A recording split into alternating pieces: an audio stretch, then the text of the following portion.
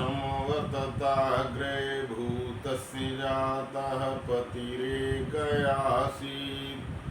सदाधार पृथिवीं ते मां कस्मै देवाय विशाविधेम।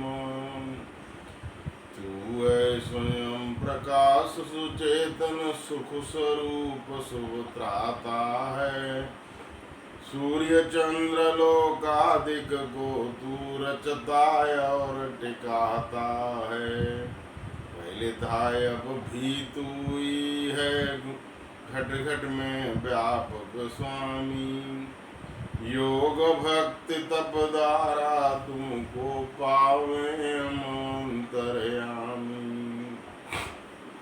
ओम नमस्ते जी। वैदिक संस्कृति चैनल पर आप सभी का स्वागत है। पिछले दिनों आर्य समाज के नियमों की चर्चा चल रही थी। उसमें दूसरे नियम के अंतर्गत 21 गुणों पर विचार किया था। आज 22वां गुण लेंगे कि परमपिता परमात्मा जो है वो सृष्टि करता है। ऋषि दयानंद कहते हैं आर्य समाज के दूसरे नियम में, ईश्वर सच्चिदानंद स्वरूप निराकार सर्वशक्तिमान न्यायकारी दयालु अजन्मा अनंत निर्विकार अनादि अनुपम सर्वाधार सर्वेश सर्वव्यापक सर्व अंतर्यामी अजर अमर अभय नित्य पवित्र और सृष्टि करता है। उसी की उपासना करनी योग्य है। तो आज के विषय में हम देखेंगे कि परमपिता परमात्मा किस प्रकार से सृष्टि की रचना करता है। देखिए, जिस समय प्रलय होती है और उसके पश्चात ये सृष्टि का निर्माण होता है, ये क्रम निरंतर चलता रहता है। जिस तरह से अभी दिन है, दिन से पीछे क्या था, रात थी। दिन रात दिन रात दिन रात ये क्रम चलता रहता है। रात के पीछे दिन, दिन के पीछे रात। ठीक इसी तरह से इस समय सृष्टि है, उससे पहले प्रलय थी, सृष्टि से पहले प्रलय, प्रलय से पहले सृष्टि। ये इस तरह से निरंतर है। तो जिस समय प्रलय अवस्था थी उस समय तीन ही पदार्थ यहाँ पर विद्यमान थे, ईश्वर, जीव और प्रकृति। प्रकृति हम सब जानते हैं कि जड़ पदार्थ है और जड़ पदार्थ स्वयं कुछ भी नहीं कर सकता। और जो जीव है, आत्म तत्व है, वो भी जब तक परमपिता परमात्मा उसको शरीर नहीं देता वो भी कुछ भी नहीं कर सकता। तो एक जो तत्व जिसने सृष्टि का निर्माण किया है, वो तीसरा तत्व जो था वो ईश्वर परमपिता परमात्मा। इस संबंध में श्वेतासुर उपनिषद का जो पद्यानुवाद डॉक्टर स्वामी सत्यप्रकाश जी ने एक जगह किया है, उससे ये बात स्पष्ट हो जाएगी। वो कहते हैं, ज्ञानी जन के प्रश्न भले ये कारण ब्रह्म यहाँ है कौन। जगत रचा है किसने अद्भुत जीवित किससे जगती मौन। कैसे सब कार्य प्रतिष्ठित सुख दुख देता कौन अपार। किसके नियमों से प्रेरित है न्याय दया का ये प्रस्तार। कारण इनका काल नहीं है, कारण इनका नहीं स्वभाव। भाग्य नहीं कुछ कर सकता है, आकस्मिक का यहाँ भाव।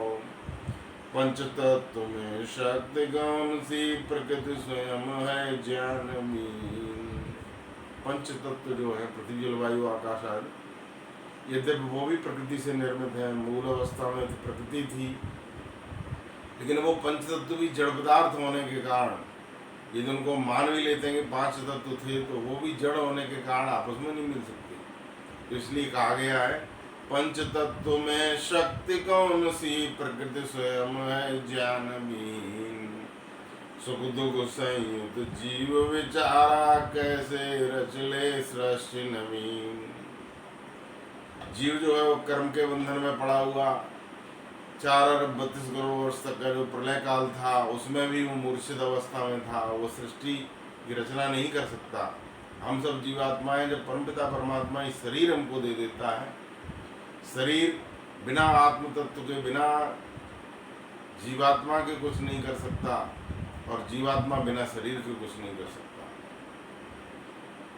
तो उस समय जब शरीर हमारे नहीं थे तो रचना करने वाला कोई नहीं, केवल एक था, वो परमपिता परमात्मा। सृष्टि की रचना, किसी भी रचना के जो है वो 3 कारण प्रमुख माने जाते हैं: निमित्त कारण, साधारण कारण और उपादान कारण। निमित्त कारण वो होता है जिसके बनाने से कुछ बने, नहीं बनाने से नहीं बने, वो निमित्त कारण होता है। साधारण कारण दूसरा, जैसे काल, समय और दूसरी सहायक सामग्री, उसको साधारण कारण कहते हैं। और तीसरा होता है उपादान कारण। उपादान कारण वो कारण होता है जिस पदार्थ से कोई वस्तु बनाई जाती है। उदाहरण के लिए घरों में माँ रोटी बनाती है, तो बनाने वाली माँ जो है वो निमित्त कारण है, रोटी उपादान कारण है, चकला, बेलन, समय, ये सब साधारण कारण है। ठीक इसी तरह से परमपिता परमात्मा ने जब सृष्टि का निर्माण किया तो ईश्वर जो है वो निमित्त कारण है, और हम सब जीवात्माएं, काल, ये सब साधारण कारण। और उपादान कारण जिससे सृष्टि बनी है, जो पदार्थ जिससे बनाई गई है, वो है प्रकृति। मूल प्रकृति जो है वो मूल अवस्था में प्रलय में थी, सत्रजतम की साम्य अवस्था, और उससे, जैसा शास्त्र कहते हैं, सबसे पहले महातत्व की उत्पत्ति हुई, और उससे अहंकार, और अहंकार से 5 तन्मात्राएं, सब 5 तन्मात्राएं, 5 सूक्ष्म भूत जिन्हें कहते हैं वो, और इसके अलावा 5 ज्ञानेंद्रियां, 5 कर्मेंद्रियां, 11वां मन, और उन 5 सूक्ष्म भूतों से 5 स्थूल भूत, इस तरह से 24 तत्वों का निर्माण हुआ। और 25वां तत्व जो है वो पुरुष, वो आत्म तत्व को माना गया। तो इस तरह से जो प्रलय अवस्था थी उसमें, उससे सृष्टि के निर्माण में जो मूल का कार्य था, वो परमपिता परमात्मा ने सृष्टि का निर्माण किया। ईश्वर के यदि कार्यों पर हम मोटे तौर से दृष्टि डालेंगे तो 5 कार्य ईश्वर के प्रमुख हैं, जिनको हम लोग नहीं कर सकते, ईश्वर के द्वारा ही किए जाते हैं। एक तो वो सृष्टि का निर्माण करता है, इसलिए उसका नाम ब्रह्मा है। श्री दयानंद ने सत्यार्थ प्रकाश के पहले समोल्लास में ईश्वर के 100 नामों की व्याख्या की है। तो सृष्टि का निर्माण करने के कारण उसको ब्रह्मा कहा जाता है, वो पालन करता है इसलिए उसको विष्णु कहा जाता है, और वो संहार करता है इसलिए उसको रुद्र या शिव भी कहते हैं। तो परमपिता परमात्मा के 5 काम प्रमुख हैं: सृष्टि को उत्पन्न करना, सृष्टि का पालन करना, और सृष्टि का संहार करना, और आदि सृष्टि में वेदों का ज्ञान देना, और 5वां कार्य है कर्म फल व्यवस्था, कर्मों का फल देना। ये 5 कार्यों पर यदि हम गंभीरता से विचार करेंगे तो ये कार्य ईश्वर ही कर सकता है, मनुष्य कर ही नहीं सकता। सृष्टि का निर्माण निरंतर, हर समय, हर जगह होता रहता है, और वो निर्माण करने वाला जो करता होगा वो किस तरह का होना चाहिए? सर्वव्यापक होना चाहिए, सर्वशक्तिमान, अजन्मा और निराकार हो। श्री दयानंद ने आर्य समाज के दूसरे नियम में जो पिछले 21 नियमों की बात कही है, वो गुण जिसमें होंगे: सच्चिदानंद स्वरूप, निराकार, सर्वशक्तिमान, न्यायकारी, दयालु, अजन्मा, अनंत, निर्विकार, अनादि, अनुपम, सर्वाधार, सर्वेशु, सर्वव्यापक, सर्वंतर्यामी, अजर, अमर, अभय, नित्य, पवित्र, जो ये 21 गुणों से युक्त होगा वही सृष्टि का निर्माण कर पाएगा। उदाहरण के लिए यदि हम ये मान लेते हैं कि ईश्वर इन गुणों से युक्त नहीं है, निराकार नहीं है, साकार है, तो साकार पदार्थ जो होगा वो ऊपर से किसी पदार्थ का निर्माण करता है, अंदर से नहीं कर सकता। माँ के गर्भ में बच्चे का निर्माण हो रहा है, माँ को पता नहीं है कि बच्चा है या बच्ची है, माता पिता को पता नहीं है किस तरह का बालक कितना मेधावी होगा, किस तरह के गुणों से युक्त होगा, लेकिन ईश्वर को पता है कि उनको कर्म फल व्यवस्था हुआ। सर्वांतर्यामी ऋषि दयानंद कहते हैं, सबके मनों को जानने वाला मनीषी है वो, तो कर्म फल व्यवस्था उचित देता है। एक माँ के गर्भ में एक बच्चे का निर्माण हो रहा है, ठीक उसी समय अन्य कई माँओं के गर्भ में बच्चे का निर्माण होता है। तो ये सब जगह जो होगा, जो सर्वव्यापक होगा, वही उसका निर्माण कर सकता है। जो निराकार चेतन सत्ता होगी वही कर सकती है। साकार यदि उसको मानोगे तो वो तो ऊपर से जैसे एक ईंट रखी, उसके ऊपर दूसरी ईंट रखी और ईंटें रख के और व्यक्ति जो है वो मकान बना देता है, बिल्डिंग बना देता है। साकार जो वस्तुएं हैं उनको निर्माण करने वाला साकार, ये हम सब लोग ये ऊपर से निर्माण करते हैं, अंदर से वृद्धि हो रही है। बीज के अंदर कौन है? बीज को आपने तो पृथ्वी में बोया और आपका काम समाप्त हो गया, कुछ पानी डाल दिया, लेकिन प्रकाश की उपस्थिति में, पानी की उपस्थिति में वहाँ पर बीज जो है, बीज गल करके अंकुरित हुआ। उसके अंदर जो क्रियाएं हो रही हैं उत्पत्ति वृद्धि विनाश की, वो कौन कर रहा है? वो परमपिता परमात्मा, वो चेतन सत्ता। तो ईश्वर सर्वव्यापक, सर्वशक्तिमान, अजन्मा। यदि वो हम ये मान लें कि परमात्मा जो है वो जन्म लेने वाला है, तो फिर उसको बनाने के लिए भी माता पिता चाहिए, उसके निर्माण के लिए भी दूसरी एक सत्ता चाहिए, उसको क्या कहोगे? इसलिए ईश्वर, जीव और ऋषि दयानंद कहते हैं ईश्वर, जीव और प्रकृति तीन पदार्थ नित्य हैं, इनको किसी ने नहीं बनाया। ईश्वर ने प्रकृति से जीवात्माओं के कर्मों के अनुसार जो अंतःकरण में जो हम कर्म करते हैं उसके संस्कार अंतःकरण में अंकित होते रहते हैं। तभी तो कोई व्यक्ति गलत कार्य करता है तो तुरंत शर्मिंदा हो जाता है, अच्छा कार्य करता है तो उसके अंदर उत्साह उमंग ये उत्पन्न होती है। ऋषि दयानंद कहते हैं कि जब कोई व्यक्ति अच्छा कार्य करता है तो उसके अंदर उत्साह उमंग निर्भयता, और जब गलत कार्य करता है तो इसके विपरीत लज्जा भय और शंका की उत्पत्ति होती है। सभी मनुष्यों के अंदर होती है। इसका अर्थ हुआ कि वो सत्ता सबके मनों के अंदर भी है।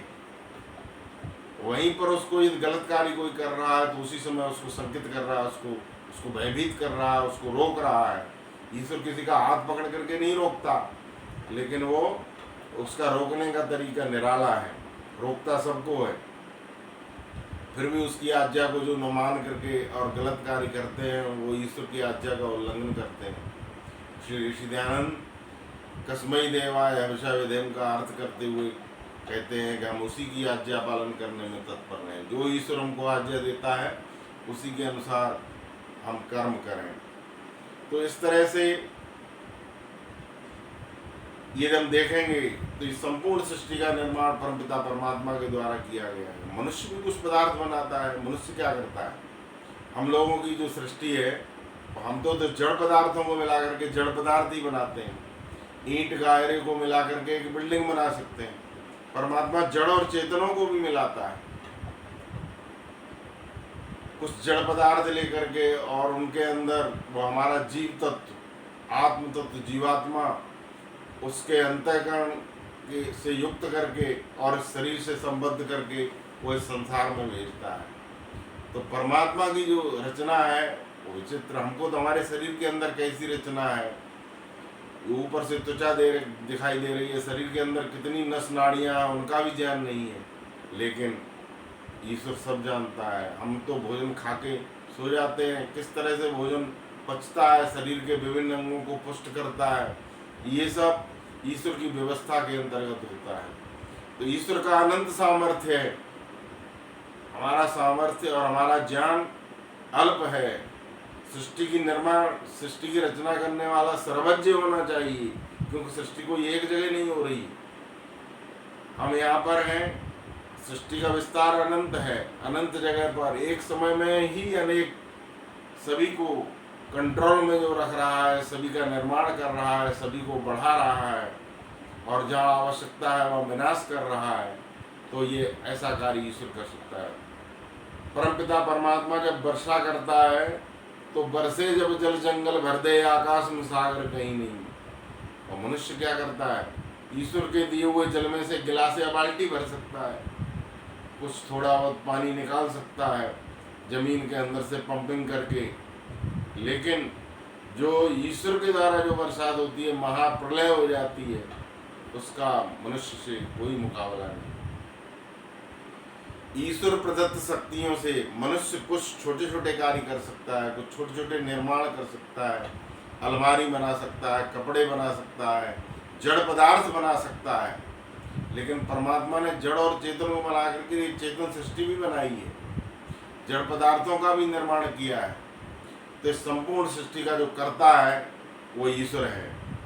इसलिए ऋषि दयानंद कहते हैं कि आर्य समाज की जो दूसरा नियम है उसमें 22 गुण जो परमात्मा के बताए गए हैं, उनको जान करके, अच्छी तरह मान करके और ईश्वर के ऊपर श्रद्धा उत्पन्न करें, तभी हम ईश्वर की सच्ची उपासना कर पाएंगे। इसलिए ऋषि दयानंद कहते हैं कि उसी की उपासना करनी योग्य है। इसकी जो सर्वज्ञ है, यदि हम सर्वज्ञ की उपासना करेंगे तो अल्पज्ञ जीव हमको कुछ ज्ञान मिलेगा, सर्वशक्तिमान की उपासना करेंगे तो कुछ शक्ति मिलेगी, न्यायकारी की उपासना करेंगे तो न्याय करने वाले हम भी बनेंगे, दयालु की उपासना करेंगे तो हमारे अंदर भी दया के बीज अंकुरित होंगे। इसलिए आइए हमारे समाज के नियमों को अच्छी तरह से समझ करके और ईश्वर की सच्ची उपासना करें। इसी के साथ मैं अपनी वाणी को विराम देता हूँ। ओम शांति।